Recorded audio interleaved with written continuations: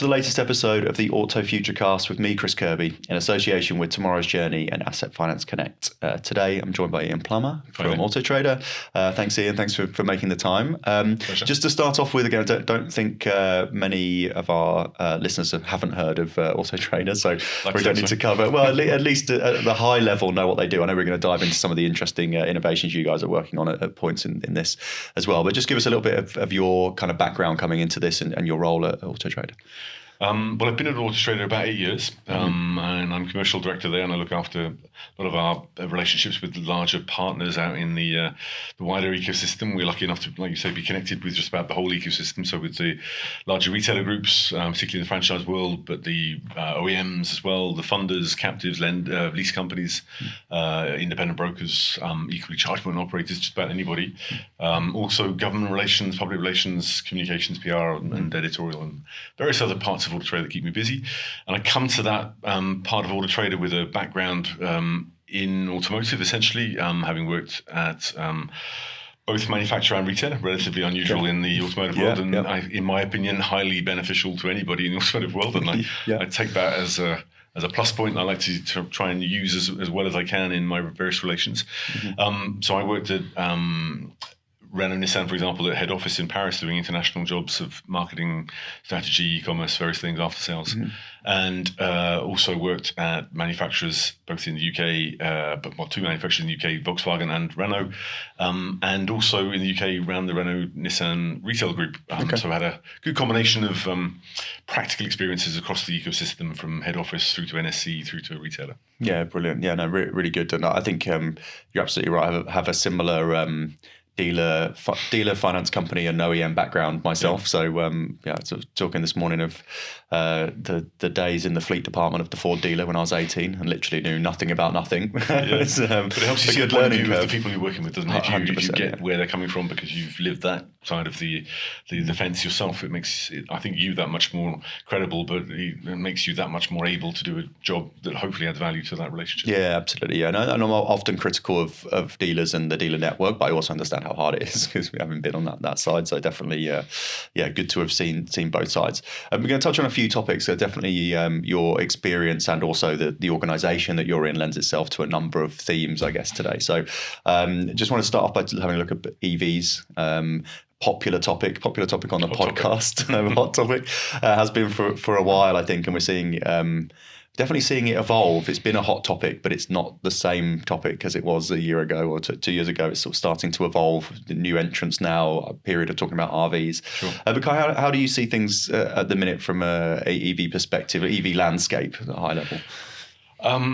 I think it's still hugely challenging. It is by far and away the number one industry challenge for whether it be OEMs, retailers, funders alike. It's equally a challenge for the consumer. We're asking consumers to do something very different to what they're used to. So behavioural change is difficult. We all struggle with that at various points of our lives. But it does feel like it's a transition that is gaining momentum. Gaining momentum because we're getting probably to the point now where we're leaping over the chasm, as they say in the sort of change cycles, where we're getting to the early majority.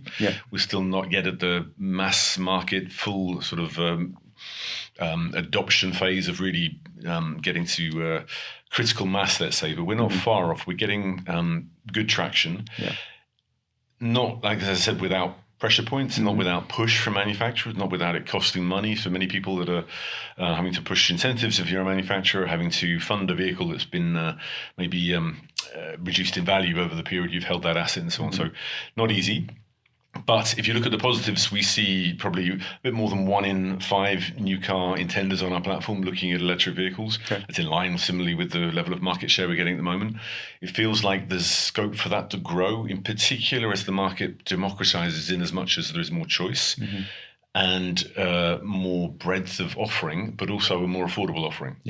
By that, I'd say that if you take a couple of cases in point, the average price difference between an ICE vehicle and an electric car in the last year has come down considerably. It was around 36 percentage points more expensive to buy an electric car than an ICE equivalent.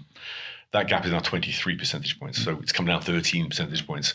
So a huge challenge, nonetheless, in terms of affordability. 23% means that you're going to need to really want that car. Yes, you're going to save money, cost of ownership, and so on. But it's still a significant movement in the right direction. On top of that, we lacked affordability in key segments up to now. And if you want to do a volume job to get a whole market to shift towards a new fuel type, you need a solution in every price bucket and every size category and so on. And we've lacked offerings in the smaller, more affordable vehicle category. So sub 30,000 EVs, up until about a year ago, we were stuck on about 9 available models and had been at that level for a couple of years. Now we're at 34. On top of that, you've got a lot of new models that are still yet to come that are on the horizon. So it looks much more likely that we'll see growth. And some of those new models are really the ones that are driving the interest at the moment and spurring the growth. Yeah, definitely. I think it's definitely been an interesting thing to see. And kind of go back 3 years ago, there were some good vehicles on the market, not very many, just generally. And then all of a sudden, much wider choice. But the choice was in the higher, more premium segments or bigger cars, more expensive, which makes sense. I always said, if you've got a battery pack and you're an OEM, you're going to build a body around it that's the one in your higher price category. It's a high-cost battery pack, and you can absorb that more easily in a more expensive car. And equally, when you haven't got so many semiconductors around, you probably put the semiconductors in the car. It's going to give you maybe a bit more bang for your buck. Yeah, absolutely. And it's been helped, particularly if we're talking UK market specifically. Salary sacrifice has been helpful in offsetting that sort of 30 to 23% over time. But that's also providing some challenges in the used market, because it's, I was going to say, you can't get a used car on salary sacrifice. You can, but with some difficulty. It's not a mainstream product yet. No. And it's almost like the cheaper cars coming in, and then those cheaper cars becoming used cars. Then you start to see those then get into that true mass market, the people that would normally buy a smaller car 2 years old or 3 years old. We're seeing quite a lot of, let's say, £4,000 Nissan Leafs in the market right now that are turning very well. Yeah. We saw recently the first Tesla at £10,000. It sold very quickly. I was about to do a comment on it and to somebody in a meeting, and all of a sudden I seen it disappeared and started gone as soon as it had arrived. Yeah. But it is good to see that good electric cars, that clearly the Nissan Leaf first generation isn't as good as a current BYD Seal or a latest Porsche Macan or whatever, but for a consumer looking to spend £4,000 wanting to go electric, it's a great choice. Yeah. So there are more price buckets of new and used car options available now. Yeah, definitely. And it's that thing of thinking about the different cars in the household. Again, so chap I was talking to about this same topic this morning and saying, I'm a 2 EV household, but I don't need 180 kilowatt hours of battery on my driveway and 2 brand new cars on lease. That's just kind of like the easiest, most efficient way right now. But he was talking about having a brand new I-Pace, but also having a 62 plate Fiesta, which is his wife's car, that is like the second car that she drives to work when she can't use his. Is that and kind of that Nissan Leaf fills, £4,000 Nissan Leaf fills that void, or the £10,000 Tesla, the second car, or that kind of first car in for somebody who's looking at a lower price bracket. So definitely really, really interesting. And that cost of ownership is also an interesting challenge when you've not got home charging. Again, it's a bit more expensive, so you don't get that immediate. So the car itself needs to be at parity. You've got to want to pay the green premium, as Bill Gates calls it otherwise. And not everybody can, simply. Yeah, absolutely. So we'll only really get to mass adoption when we do get to price parity. And to get to price parity, ideally we do so with margin parity for the manufacturers.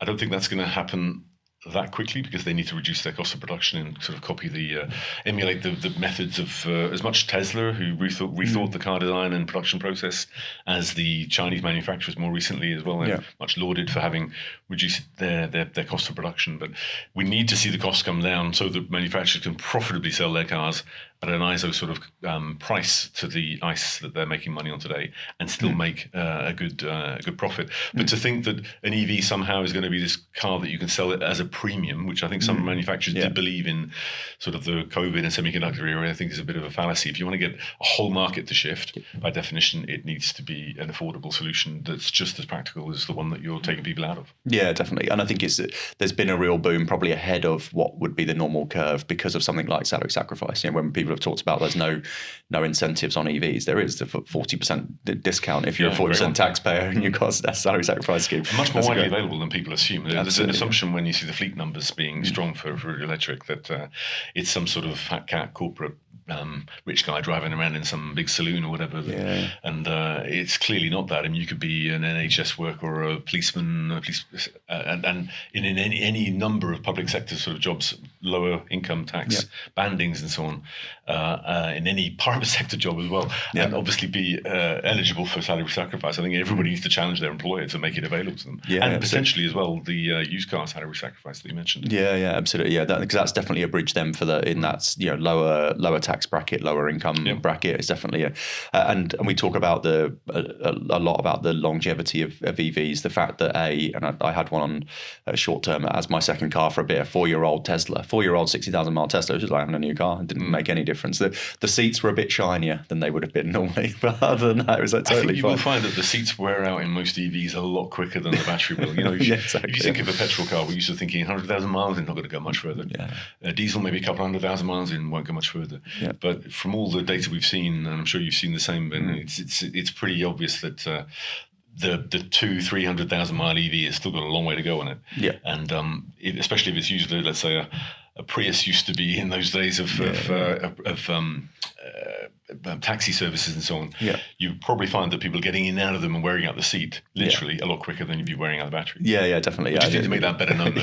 Absolutely. And when we've got loads of topics to cover, and I'm not going to get into the reconditioning of EVs and keep giving away my business idea. I've probably talked about it about 5 times on this podcast series so far, but I definitely think that the idea that they're going to last a lot longer, even if they're going to go through a few cycles of full refurbishment, not fixing chips and dents, but fixing and upcycling effectively, and also having a battery pack in there that has a kind of nominal value. When a diesel car gets to 200,000 miles, you have to throw it away. You have to pay someone to scrap it. In a situation where you've got a 10-year-old Tesla that's done 200, 300, 400,000 miles, you've got a couple of £1,000 worth of battery still attached to it. Or even just the raw materials within the battery. Exactly. You've got to obviously separate them, and there's work involved, but there are quite a few startups looking to get into that arena right now. Taking apart mobile phones as much as car batteries. I think there's lots of future value opportunities that we haven't even yet begun to think about in the electric vehicle sort of ecosystem. We're shifting so much away from what we're used to doing and how we're used to operating in the car industry. As we go to a new way of doing things, we haven't yet even realized all the opportunities that are out there. And there will be some smart people coming up with some great entrepreneurial ideas that will create value in the sort of area we're talking about. And it'll be exciting to see that. Yeah, definitely. Next business for me. Have to sell this current one first, but after that. So speaking of innovation, we talked a bit about salary sacrifice. I think we've kind of covered that point. It's not really an innovation, but it's been a route, maybe sort of some kind of hidden incentive route into getting a vehicle. But talking about funding of vehicles, managing the depreciation. We think about the EV depreciating more in that first year, I guess losing that 23-30% premium on top of a normal depreciation curve. What are you kind of seeing in the market about this sort of multi-life usage? Yeah, it's a great point, Chris. I think the problem we often hear about in the EV arena is that there's an assumption that depreciation rates are somehow not good enough and somehow going to improve almost. By that, firstly, not good enough. Well, frankly, they start out, like we said, more expensive than their ICE equivalents. They aren't in the used car arena seen as justifying that tag once they've come in now to the market at sufficient volume levels, which is a situation we saw change in the end of 2022 when more cars were coming back, supply was going up, and actually demand fell at that point. At that point, the typical electric vehicle had been turning very well as a used car opportunity. Retailers were enjoying selling them and making good margins. Speed of turn being vital for an efficient used car operation. They fell quickly to being very slow turners. And a reaction was made instantaneously by the retailers who reduced the prices to get them moving. So they fell 18% within a month. They fell 22% within several months. And then they stabilized. At that point, they achieved parity. So at that parity point, people started buying them again. And through the whole of last year, for example, on Auto Trader, electric vehicles turned quicker than the other fuel types. So they turned a day quicker than petrol, 2 days quicker than diesel. There's a whole category.